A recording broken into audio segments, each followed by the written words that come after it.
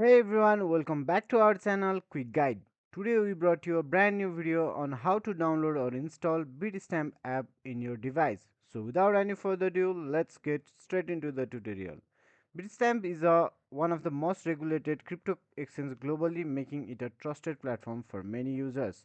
Alright, let's get started downloading the Bitstamp app, which is quick and easy. Here's what you need to do. Grab your iPhone, make sure it's connected to the internet.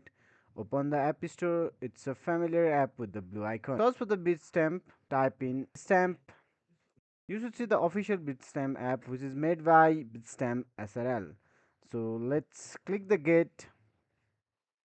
This will begin the download process, and we have to verify our identity with the Face ID. In your device, it could ask you for the Touch ID depending on your device model. Congratulations, the Bitstamp app is now installed on our iOS device. That's all you need to do to download the Bitstamp app on your iOS device. With the app downloaded, you can now explore the app, log in and sign up. Okay, thank you so much guys for watching video till the end. We will bring more of this type of content in upcoming days, so make sure to hit the like button. Also, do not forget to subscribe our channel and set the bell icon to all.